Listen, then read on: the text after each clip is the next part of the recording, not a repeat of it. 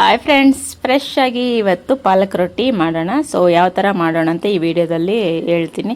So video ಎಲ್ಲ skip ಮಾಡಿದೆ ನೋಡಿ. ಯಾರ್ಯಾರು ನಾನು ವಿಡಿಯೋ ನೋಡ್ತಿದ್ದೀರಾ, thank you so much. Next ವಿಡಿಯೋದಲ್ಲಿ ನಾನು ಬೇರೆ ಬೇರೆ ರೊಟ್ಟಿಗಳು, ಪಾಲಕ್ ರೊಟ್ಟಿ, ಸಜ್ಜೆ ರೊಟ್ಟಿ, ಮತ್ತು ರಾಗಿ ರೊಟ್ಟಿ, ಮತ್ತು ನವಣೆ ರೊಟ್ಟಿ, ವೆರೈಟಿ ರೊಟ್ಟಿಗಳೆಲ್ಲ ನಾನು ವಿಡಿಯೋ ಸರಣಿಯಲ್ಲಿ ತೋರಿಸ್ತೀನಿ. ಸೊ ಯಾಕಂದರೆ ಕೆಲವು ಓನ್ಲಿ ರೊಟ್ಟಿ ಅಂದ ತಕ್ಷಣವೇ ಖಡಕ್ ರೊಟ್ಟಿ, ಜೋಳದ ರೊಟ್ಟಿ, ಸಜ್ಜೆ ರೊಟ್ಟಿ ಅಷ್ಟೇ ಮಾತ್ರ ಗೊತ್ತಿರುತ್ತೆ, ಅದು ಮಾತ್ರ ಸೇಲ್ ಮಾಡ್ತಾರೆ. ಸೊ ಮಾಡಿಕೊಂಡು ನಾವು ಸ್ವಂತನೂ ಇದೇ ಥರ ನೀವು ಮಿಷಿನಲ್ಲಿನೇ ಮಾಡ್ಕೋಬೇಕಂತಲ್ಲ, ಓನಾಗಿ ನೀವು ಮನೆಯಲ್ಲಿನೂ ಈ ಥರ ಮಾಡ್ಕೊಂಡು ತಿನ್ಬೋದು. ನಾನು ಹೇಳ್ತಾ ಇರೋವಂಥದ್ದು ಕೆಲವು ಇಂಗ್ರೀಡಿಯೆಂಟ್ಸ್ ಎಲ್ಲ ಹಾಕ್ಬಿಟ್ಟು ಮನೆಯಲ್ಲೂ ಮಾಡ್ಕೊಂಡು ತಿನ್ಬೋದು.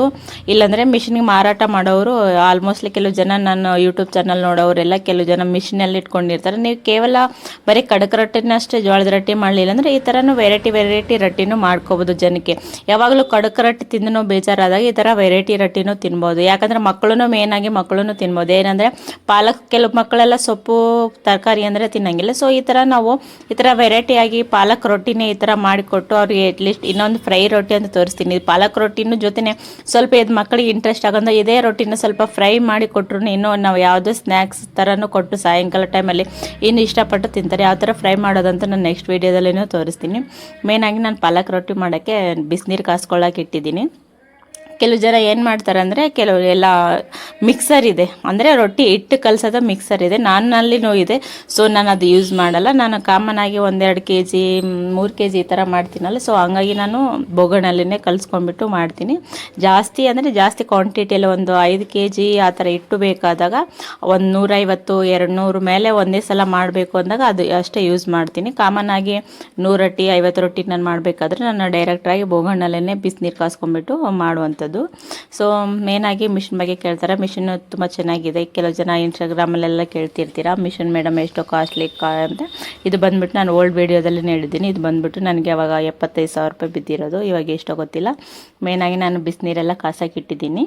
ಸೊ ಪಾಲಕ್ ರೊಟ್ಟಿ ಮಾಡೋಕ್ಕೆ ಸೊ ನೀರು ಕಾದಿದೆ ಅನಿಸುತ್ತೆ. ನೀರು ಕಾದಿದೆ. ನಾನು ಪೇಸ್ಟ್ ಮಾಡ್ಕೊಂಬಂದೆ ಪಾಲಕ್. ಇದರ ಇಂಗ್ರೀಡಿಯೆಂಟ್ಸು ಹಂಗೆ ನೆಕ್ಸ್ಟ್ ಇದೇ ಮುಂದುವರಿಸ್ತಾ ಇದೇ ವಿಡಿಯೋದಲ್ಲಿ ಹೇಳ್ತೀನಿ ಏನೇನು ಹಾಕಿದ್ದೀನಿ ಅಂತ. ಫಸ್ಟ್ ನೀವು ಅದು ಇಂಗ್ರೀಡಿಯೆಂಟ್ಸ್ ಏನೋ ಕಾಮನ್ನಾಗಿ ಏನೇನು ಹೇಳಿರ್ತೀನಿ ಅದು ನೀವು ನೋಟ್ ಮಾಡ್ಕೋಬೋದು. ಮೇಯ್ನಾಗಿ ನಾನು ಯಾವ ಥರ ಮಾಡ್ತಾಯಿದ್ದೀನಿ ಫಸ್ಟ್ ಪ್ರೊಸೆಸ್ ನೋಡಿ. ನೀಟಾಗಿ ನೀರು ಕಾದಿದೆ, ಫುಲ್ ಕುದೀತಾ ಇರಬೇಕು. ಆವಾಗ ಇದನ್ನು ಹಾಕಬೇಕು. ಯಾಕಂದರೆ ಇದನ್ನು ಒಂದು 2 ನಿಮಿಷ 3 ನಿಮಿಷ ಒಂದು 5 ನಿಮಿಷ ಕುದಿಸ್ಬೇಕು. ಯಾಕಂದರೆ ಪಾಲಕ್ ಹಸಿ ವಾಸನೆ ಇರುತ್ತಲ್ವ. ಸೊ ಹಸಿ ವಾಸನೆ ಹೋಗೋ ತನಕ ನೀಟಾಗಿ ಕುದಿಸ್ಬೇಕು ನಾವು. ನೋಡಿ ಕುದೀತಾ ಇದೆ. ಸ್ವಲ್ಪ ಅರಿಶಿನ ಹಾಕಬೇಕು. ಸ್ವಲ್ಪ ಕಲರ್ ಚೇಂಜ್ ಆಗುತ್ತೆ. ಅದೇ ಥರನೂ ಇರ್ಬೋದು. ನನಗೆ ಸ್ವಲ್ಪ ಚೂರು ಅರಿಶಿನ ಹಾಕ್ತೀನಿ ಕಲರ್ ಸಲುವಾಗಿ. ಇದು ಸ್ವಲ್ಪ ಕಲರ್ ಚೆನ್ನಾಗಿರುತ್ತೆ, ನೋಡೋಕ್ಕೂ ಚೆನ್ನಾಗಿರುತ್ತೆ, ಟೇಸ್ಟ್ನೂ ಸ್ವಲ್ಪ ಟೇಸ್ಟ್ ಬರುತ್ತೆ. ಸೊ ಕುದೀತಾ ಇದೆ ನೀರು. ಮೇಯ್ನಾಗಿ ಇದು ಇಂಗ್ರೀಡಿಯೆಂಟ್ಸ್ ಅಂದರೆ ಮೇಯ್ನಾಗಿ ಶೇಂಗಾ ಹಾಕ್ತೀನಿ. ಇದರಲ್ಲಿ ಎಳ್ಳು ಸ್ವಲ್ಪ ಹುರಿದ್ಬಿಟ್ಟು ಎಳ್ಳು, ಶೇಂಗಾ ಮತ್ತು ಜಿಂಜರು. ಅಂದರೆ ನೀವು ಜಿಂಜರ್ ಫ್ರೆಶ್ ಆಗಿರುತ್ತಂದು ಹಾಕಿದ್ರಲ್ಲಿ. ಮತ್ತು ನೀವು ಅಂಗಡಿಗಳಲ್ಲಿ ಸಿಗೋ ಜಿಂಜರ್ ಎಲ್ಲ ಹಾಕಬೇಡಿ, ಫ್ರೆಶ್ ಆಗಿಯೇ ಸಿಗುವಂಥ ಅಂಗಡಿಗಳಲ್ಲಿ ಸಿಗುವಂಥ ಫ್ರೆಶ್ ಜಿಂಜರ್ ಹಾಕಿ, ಮತ್ತು ಕಸ್ತೂರಿ ಮೆಂತ್ಯ ಹಾಕಿ, ಎಳ್ಳನ್ನ ಹುರಿದ್ಬಿಟ್ಟು ಹಾಕಿ. ಹಂಗೆ ಡೈರೆಕ್ಟ್ ಹಾಕಬೇಡಿ, ಎಳ್ಳನ್ನ ಹುರಿದ್ಬಿಟ್ಟು ಹಾಕಿದ್ರಲ್ಲಿ. ಸೊ ನಾನು ಕಲಿಸ್ತಾ ಇದ್ದೀನಿ, ಹಂಗೆ ಹೇಳ್ತೀನಿ, ನೋಟ್ ಮಾಡ್ಕೊರಿ. ನೀಟಾಗಿ ಕುದೀತಾ ಇದೆ. ಇವಾಗಿನೂ ನೀವು ಸ್ವಲ್ಪ ಸಾಲ್ಟನ್ನು ಸ್ವಲ್ಪ ನೋಡಬೇಕು. ಯಾಕಂದರೆ ಅದು ಫುಲ್ ನಾವು ಹಿಟ್ಟು ಹಾಕಿದ ಮೇಲೆ ಸಾಲ್ಟ್ ಹಾಕೋಕ್ಕಾಗಲ್ಲ. ಸೊ ಹಂಗಾಗಿ ಸ್ವಲ್ಪ ಟೇಸ್ಟ್ ನೋಡ್ಬೇಕು, ಸಾಲ್ಟ್ ಆಗಿದೆಯೋ ಇಲ್ಲ ಅಂತ. ಸ್ವಲ್ಪ ಸಾಲ್ಟ್ ಕಡಿಮೆ ಇದೆ ಅಂತ ನಾನು ಸಾಲ್ಟ್ ಅಡ್ಜಸ್ಟ್ ಮಾಡ್ತಾಯಿದ್ದೀನಿ. ಸೊ ನೀವು ಅಷ್ಟೇ ಸ್ವಲ್ಪ ನಾವೇನಂದರೆ ಮಸಾಲೆ ಕಾಮನ್ ಜೋಳದ ರೊಟ್ಟಿಗೇನು ಸಾಲ್ಟ್ಗಳು ಅಷ್ಟೇನು ಇರಲ್ಲ. ಸೊ ನಾವೇನಾದರೂ ಸ್ಪೆಷಲಾಗಿ ಈ ಥರ ಮಸಾಲ ರೊಟ್ಟಿ, ಪಾಲಕ್ ರೊಟ್ಟಿ, ಮತ್ತು ಮೆಂತ್ಯ ರೊಟ್ಟಿ, ಬೀಟ್ರೋಟ್ ರೊಟ್ಟಿ ಏನಾದರೂ ಮಾಡಬೇಕಾದ್ರೆ ಸ್ವಲ್ಪ ಸಾಲ್ಟ್ ಟೇಸ್ಟ್ ಸಲುವಾಗಿ ಸಾಲ್ಟ್ ಹಾಕಿರ್ತೀವಿ. ಅದು ಸಾಲ್ಟ್ನ ನೋಡ್ಕೋಬೇಕು, ಜಾಸ್ತಿ ಇದೆನೋ ಕಡಿಮೆ ಇದೆನೋ. ಸೊ ನೋಡಿ ಕುದೀತಾ ಇದೆ. ಸೊ ಈ ಥರ ಕುದೀತಾ ಇರಬೇಕು. ಒಂದು 5 ನಿಮಿಷ ಆದರೂ ಈ ಥರ ಕುದಿಸಿ. ಯಾಕಂದರೆ ಹಸಿ ವಾಸನೆ ಹೋಗಬೇಕು ರೊಟ್ಟಿಗೆ. ಇದು ಈ ಕಡೆ ಇಟ್ಟಿರೋದು ಜೋಳದ ಹಿಟ್ಟು ನಾನು ಮೊದಲೇ ಜಲೆಂಡ್ ಮಾಡಿ ಇಟ್ಟಿರ್ತೀನಿ. ಸೊ ಜೋಳದ ರೊಟ್ಟಿ ನೀವು ಏನೇ ಮಾಡಬೇಕಾದ್ರೆ ಫಸ್ಟ್ ಜಲೆಂಡ್ ಮಾಡಿ ಇಟ್ಕೊಂಬೇಡಿ, ಯಾಕಂದರೆ ಈಸಿ ಆಗುತ್ತೆ. ಸೊ ಹಾಕಿದ್ದು ಫೈನಲ್ ಆಗಿ ಕಲಿಸಿದ್ದೀನಿ ನಾನು. ನೀಟಾಗಿ ಕಲಿಸ್ಬೇಕು. ಅದು ಹಿಟ್ಟು ಹಾಕ್ಬಿಟ್ಟು ನೀಟಾಗಿ ನಾವೆಷ್ಟು ಅಂದರೆ ಜಾಸ್ತಿನ ಹಾಕ್ಬೇಡಿ, ಸ್ವಲ್ಪನ ಹಾಕ್ಬೇಡಿ. ಆ ನೀರಿಗೆ ಎಷ್ಟು ತಕ್ಕಂತಿರೋದೋ ಅಷ್ಟು ಹಾಕ್ಬಿಟ್ಟು ಕಲಸಿ ನಾನು ತೋರಿಸ್ತಾ ಇದ್ದೀನಲ್ವ, ಆ ಥರ ಇರಬೇಕು ಅದು ಹಿಟ್ಟು. ಫುಲ್ಲು ಗಟ್ಟಿನೂ ಇರಬಾರ್ದು, ಫುಲ್ಲು ಆಳ್ಸನೂ ಇರಬಾರ್ದು. ಸೊ ಇವಾಗ ಮಿಷಿನ್ ರೆಡಿ ಮಾಡ್ಕೊಳ್ಳೋಣ. ಅಷ್ಟೇ ಕಲಿಸ್ಬಿಟ್ಟು ನೀಟಾಗಿ ತಂದು ಇದರಲ್ಲಿ ಹಾಕೋದು ಇನ್ನು ಅಷ್ಟೇ. ಅಂದರೆ ಇದು ಜೋಳದ ರೊಟ್ಟಿ ಅಷ್ಟು ಏನು ಈಸಿ ಬರೋಲ್ಲ, ಸ್ವಲ್ಪ ಕಷ್ಟನೇ ಅನಿಸುತ್ತೆ. ಅಂದರೆ ಪ್ರಾಕ್ಟೀಸ್ ಮಾಡ್ತಾ ನಿಮಗೂ ಈಸಿ ಆಗುತ್ತೆ ಅಷ್ಟೇ. ಜೋಳದ ರೊಟ್ಟಿ 1-2 ಸಲ 3ನೇ ಸಲ ಹಾಕಿದ ತಕ್ಷಣವೇ ಬಂದುಬಿಡುತ್ತೆ. ಹಿಟ್ಟು ಹಾಕಿದ ತಕ್ಷಣವೇ 1-2 ಸಲ ನಾವು ರಿಪೀಟ್ ಆಗಿದ ತಕ್ಷಣ ಜೋಳದ ರೊಟ್ಟಿ ಬಂದುಬಿಡುತ್ತೆ. ಈ ಸ್ವಲ್ಪ ನಾವು ಮಸಾಲೆಗಳೆಲ್ಲ ಮತ್ತು ಇದರಲ್ಲಿ ಅಜ್ವಾನ ಎಲ್ಲ ಹಾಕಿದ್ರಿಂದ ಸ್ವಲ್ಪ ಲೇಟಾಗಿ ಬರುತ್ತೆ ಇದು ಅಷ್ಟೇ. ಅಂದರೆ 1-2-3 ಸಲ ನಾವು ರಿಪೀಟ್ ಹಾಕಿದಾಗ ಲಾಸ್ಟಾಗಿ ಕೊನೆಯದಾಗಿ ಪಾಲಕ್ ರೊಟ್ಟಿ ಬರುತ್ತೆ ನೋಡಿ. ಕೇವಲ ಈ ಮಿಷಿನಲ್ಲಿ ಪಾಲಕ್ ರೊಟ್ಟಿ ಅಷ್ಟೇ ಬರಲ್ಲ, ಬೀಟ್ರೂಟ್ ರೊಟ್ಟಿ, ಕ್ಯಾರೆಟ್ ರೊಟ್ಟಿ, ನವಣೆ ರೊಟ್ಟಿ, ಸಜ್ಜೆ ರೊಟ್ಟಿ ಎಲ್ಲ ಥರದ ರೊಟ್ಟಿ ಬರುತ್ತೆ. ನಾನು ನೆಕ್ಸ್ಟ್ ವೀಡಿಯೋದಲ್ಲಿ ಪ್ರತಿಯೊಂದು ರೊಟ್ಟಿನೂ ತೋರಿಸ್ತೀನಿ ನಿಮ್ಗೆ ಯಾವ ಥರ ಬರುತ್ತೆ ಏನಂತೇಳಿ. ಅಂದರೆ ನಾವು ಕಷ್ಟಪಟ್ಟು ಮಾಡಬೇಕಷ್ಟೇ. ಇವಾಗ ನಾನು ಜೋಳದ ರೊಟ್ಟಿ ಮಾಡೋದು ಸ್ವಲ್ಪ ಈಸಿನೇ ಈ ಮಿಷಿನಲ್ಲಿ. ಅಂದರೆ ಈ ಸ್ವಲ್ಪ ಇವು ಮಸಾಲ ರೊಟ್ಟಿಗಳು, ಪಾಲಕ್ ರೊಟ್ಟಿ ಇರಲಿ, ಸಜ್ಜೆ ರೊಟ್ಟಿ ಈ ಥರ ಮಾಡಬೇಕಂದ್ರೆ ಸ್ವಲ್ಪ ಟೈಮ್ ತಗೊಳುತ್ತೆ. ಬಟ್ ನಾವು ಪ್ರಯತ್ನ ಮಾಡಬೇಕು. ಒಂದೇ ಥರ ನೀವು ಇವಾಗ ಹೆಂಗಾಗಿದೆ ಅಂದರೆ ಸೊ ಕಾಂಪಿಟೇಷನ್ ಜಾಸ್ತಿ ಆದಾಗ ನಾವು ಏನು ಮಾಡಬೇಕು, ಅದರ ತಕ್ಕಂತೆ ನಮ್ಮ ತಲೆನ ಓಡಿಸ್ಬೇಕು. ಯಾವಾಗಲೂ ನಾವು ಒಬ್ಬರು ಜೋಳದ ರೊಟ್ಟಿ ಮಾಡಿದ್ದಾರೆ ಅಂದರೆ ಅದಕ್ಕಿಂತ ವೆರೈಟಿ ಆಗಿ ರೊಟ್ಟಿಗಳನ್ನ ನಾವು ಕಲ್ಕೋಬೇಕು. ಆವಾಗನೇ ನಮ್ಮ ಬಿಸ್ನೆಸ್ ಅನ್ನೋದು ಸ್ವಲ್ಪ ಡೆವಲಪ್ಮೆಂಟ್ ಆಗುತ್ತೆ. ಇನ್ನೂ ಒಂದು ಮೇನ್ ಅಂದರೆ ಬರೀ ಕಡಕ ರೊಟ್ಟಿ ತಿನ್ನೋದ್ರಿಂದನೇ ಉಪಯೋಗ ಇರಲ್ಲ. ಈ ಥರ ವೆರೈಟಿ ತರಕಾರಿಗಳಿಂದ ಕೆಲವು ಜನ ತರಕಾರಿಗಳು ತಿನ್ನಲ್ಲ. ಸೊ ಆವಾಗ ತರಕಾರಿಗಳು ತಿನ್ನಲಾರ್ದವರು ಮಕ್ಕಳಿರಲಿ ದೊಡ್ಡವರು ಇರಲಿ ಈ ಥರ ನಾವು ಡೈರೆಕ್ಟಾಗಿ ಇದು ರೊಟ್ಟಿ ಥರನೇ ಮಾಡಿಕೊಟ್ರೆ ಅವ್ರಿಗೂ ಖುಷಿ ಆಗುತ್ತೆ.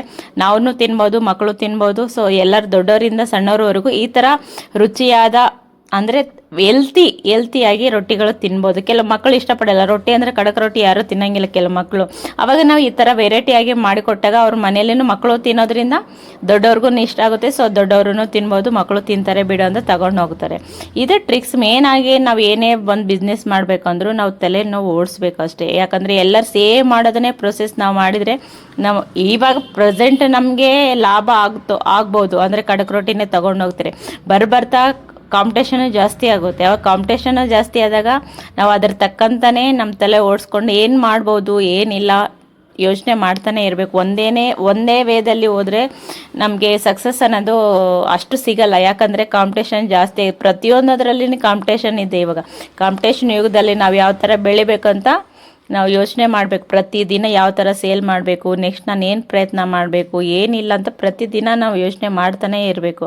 ಆವಾಗ ನಮ್ದಂಥ ಒಂದು ಹೆಸರು, ಒಂದು ವ್ಯಾಪಾರ ಅನ್ನೋದು ನಾವು ಸ್ಥಿರವಾಗಿ ಇಟ್ಕೊಳ್ಳೋಕೆ ಸಾಧ್ಯ ಆಗುತ್ತೆ ಅಷ್ಟೇ ವಿನಃ.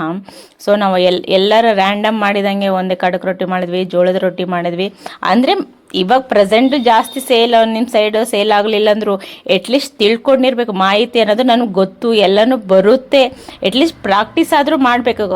ಖಾಲಿ ಟೈಮಲ್ಲಿ ಸುಮ್ಮನೆ ಅವ್ರಿವ್ರಿಗೆ ಮಾತಾಡೋದು ಅದು ಇದು ಮಾಡೋಕ್ಕಿಂತ ಸೊ ಸಮ್ ಟೈಮ್ಸಲ್ಲಿ ನಾವು ನಮ್ಮ ಪ್ರಯತ್ನಗಳು ನಾವು ಮಾಡಬೇಕು ಅಂತ ಹೇಳೋದು. ಇಲ್ಲಿ ನೋಡಿ ಅದು 2-3 ಸಲ ಹಾಕಿದೆ ನಾನು. ಸೊ ಲಾಸ್ಟ್ನೇದಾಗಿ ಒಂದು 4ನೇ ಸಲ ಅನಿಸುತ್ತೆ, ಇಟ್ಟು 4ನೇ ಸಲ ಆದ ನಂತರ ಈ ಥರ ಬಂದಿರೋದು. ಸೊ ನೋಡ್ತಾ ಇದ್ದೀರಲ್ಲ ನೀಟಾಗಿ ಬರುತ್ತೆ. ಇನ್ನು ಜೋಳದ ರೊಟ್ಟಿಗಿಂತ ಇದು ಒಂಥರ ನೋಡಿದ್ರೆ ಸ್ವಲ್ಪ ಅಟ್ರಾಕ್ಷನ್. ಇದು ಜೋಳದ ರೊಟ್ಟಿಗಿಂತ ನೋಡಿದ ತಕ್ಷಣ ಒಂಥರ ಎಲ್ಲೋ ಗ್ರೀನ್ ಅದರಲ್ಲಿ ಸ್ವಲ್ಪ ಅರಿಶಿಣ ಹಾಕಿರ್ತೀವಲ್ಲ, ಎರಡು ಮಿಕ್ಸ್ ಆಗಿ ನೋಡಿದ ತಕ್ಷಣ ಅಟ್ರಾಕ್ಷನ್ ಆಗುತ್ತೆ. ಟೇಸ್ಟ್ನು ಹಂಗೆ ಚೆನ್ನಾಗಿರುತ್ತೆ. ಸೊ ಯಾರೋ ಕಸ್ಟಮರ್ ಬಂದಿದ್ದಾರೆ ಅನಿಸುತ್ತೆ. ಸೊ ಹಾಗಾಗಿ ನೀವು ನೋಡಿ.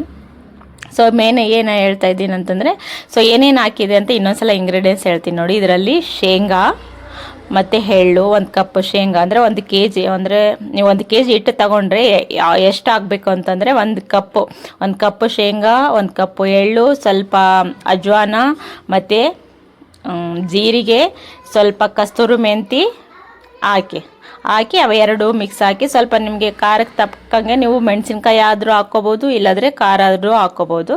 ಸೊ ನಾನು ಇದರಲ್ಲಿ ಮೆಣಸಿನ್ಕಾಯಿ ಹಾಕಿದ್ದೀನಿ ಸ್ವಲ್ಪ, ಮತ್ತು ಜಿಂಜರು, ಇವೆಲ್ಲ ಇಂಗ್ರೀಡಿಯೆಂಟ್ಸ್ ಹಾಕಿ ಮಿಕ್ಸಿಗೆ ಹಾಕಿ ಆ ಥರ ನಾನು ತೋರಿಸಿದ್ನಲ್ವ ಫಸ್ಟಿನೇ ಅದರಲ್ಲಿ ಕುದಿಸ್ಬೇಕು. ಬಿಸಿನೀರು ನಾವು ಯಾವ ಥರ ರೊಟ್ಟಿಗೆ ಬಿಸಿನೀರು ಕಾಸ್ತೀವಿ ಅದರಲ್ಲಿ ಹಾಕಿ ಕುದಿಸ್ಬಿಟ್ಟು ಹಿಟ್ಟನ್ನೆಲ್ಲ ಕಲಸಿ ಈ ಥರ ಮಾಡಿ ನೋಡಬೇಕು. ನೋಡಿ ಎಷ್ಟು ಪರ್ಫೆಕ್ಟಾಗಿ ಬಂದಿದೆ.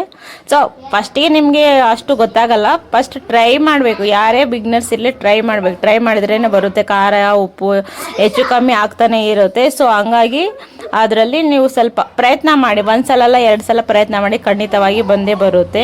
ಪ್ರಯತ್ನ ಅನ್ನೋದು ಮಾಡೇ ಮಾಡಬೇಕು. ಇದಷ್ಟು ಪಾಲಕ್ ರೊಟ್ಟಿ ಅಷ್ಟೆಲ್ಲ, ಇನ್ನು ಇದರಲ್ಲಿ ಕ್ಯಾರೆಟು ಬೀಟ್ರೊಟ್ಟಿ ಯಾವಾಗ ಮುಂಚೆ ಹೇಳಿದಂಗೆ ಎಲ್ಲ ರೊಟ್ಟಿನೂ ಬರುತ್ತೆ. ಸೊ ನಿಮ್ಗೆ ಯಾರ್ಯಾರು ಗೊತ್ತಾಗಲಿಲ್ಲ ಅಂದರೆ ನಾನು ಸಬ್ಸ್ಕ್ರೈಬ್ ಮಾಡ್ಕೊಳ್ಳಿ. ನಾನು ನೆಕ್ಸ್ಟ್ ವೀಡಿಯೋದಲ್ಲಿ ಪ್ರತಿಯೊಂದು ರೊಟ್ಟಿನೂ ತೋರಿಸ್ತೀನಿ.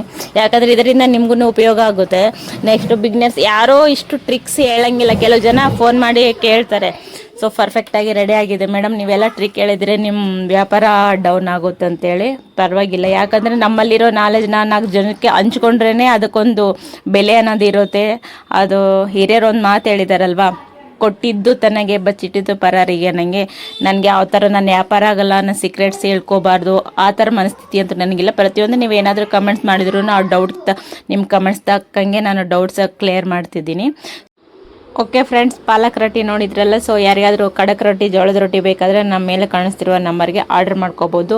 ಸೊ ನೀವು ಫ್ರೆಶ್ ಆಗಿನೇ ಯಾವಾಗಲೂ ಡೈಲಿನೇ ಒಂದು 200 ಇಷ್ಟೇನೂ ಮಾಡಿರ್ತೀನಿ, ಯಾಕಂದರೆ ಫ್ರೆಶ್ ಕೊಡೋಕ್ಕೆ. ಸೊ ಈ ವಿಡಿಯೋ ಇಷ್ಟ ಆದರೆ ದಯವಿಟ್ಟು ಲೈಕ್ ಮಾಡಿ, ಸಬ್ಸ್ಕ್ರೈಬ್ ಮಾಡೋದನ್ನು ಮರಿಬೇಡಿ. Next video